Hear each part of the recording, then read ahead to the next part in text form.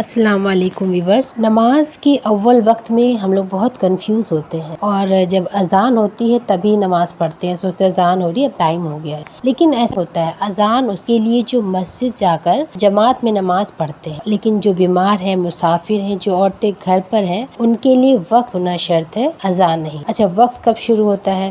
تو دیکھیے، فجر کا وقت جو ہے وہ سحر کے وقت کے فوراً بعد چالو ہو جاتا ہے۔ سحر کا وقت ختم ہوا، فجر کا وقت شروع ہوا۔ اول وقت سحر کے بعد، آخر وقت سورج نکلنے سے پہلے تک، اور اگر سورج نکلنا چالو ہو جائے تو نماز نہیں ہوتی۔ جب سورج ڈوبنا چالو ہو جائے تب بھی نماز نہیں ہوتی، تو جب تک کہ پورا ڈوب نہ جائے یا پورا نکل نہ آئے۔ ظہر کا وقت کب چالو ہوتا ہے؟ جب سورج سینٹر میں آ جائے تب اسے زوال بولتے ہیں۔ سینٹر سے مغرب یعنی ڈوبنے کی طرف چلا جائے، جب سینٹر سے مغرب کی طرف ڈوبنے کی طرف چلا جاتا ہے تب ظہر کا وقت چالو ہو جاتا ہے۔ عصر کا وقت کب چالو ہوتا ہے؟ ظہر کا وقت ختم ہونے پر عصر کا اول وقت شروع ہو جاتا ہے، جب سورج اتنا ڈھل جائے مغرب کی طرف، یعنی مغرب کی طرف وہ اتنا ڈھل جائے کہ چیزوں کا سایہ اس کی اصل لینتھ سے زیادہ دکھائی دینے لگے۔ مان لیجیے کہ ایک پین ہے، آپ اس کو لیجیے، اس کو آڑا رکھ دیجیے، پین آپ کا 5-6 انچ کا ہے، اب اس کا سایہ ہے جو اس سے بڑھ کر دکھ رہا ہے، تب عصر کا وقت چالو ہو جاتا ہے۔ تو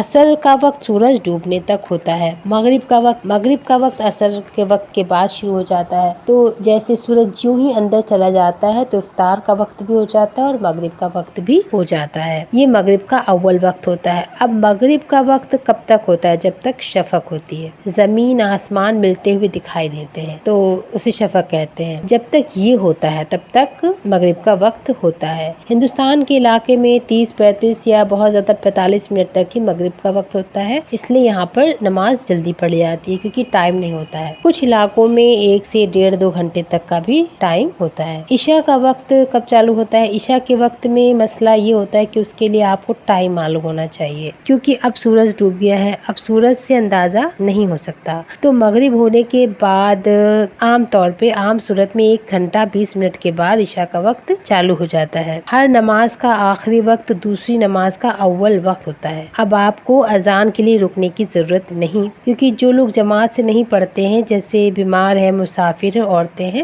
اذان مسجد کے لیے جماعت کے لیے ہوتی ہے۔ اچھا، جہاں اذان اول وقت پر ہوتی ہے تب وہاں اذان کے ہونے پر نماز پڑھیں، کیونکہ وہاں تو اول وقت ہو رہی ہے، لیکن انڈیا میں ایسا نہیں ہوتا ہے۔ تو اب اس طرح سے آپ سمجھ گئے ہوں گے کہ نماز کا وقت اذان سے پہلے ہونے لگتا ہے اور گھر میں جو پڑھ رہا ہے وہ پہلے بھی پڑھ سکتا ہے۔ تو آپ کو یہ جانکاری کیسے لگی؟ دعاؤں میں یاد رکھیں۔ اللہ حافظ۔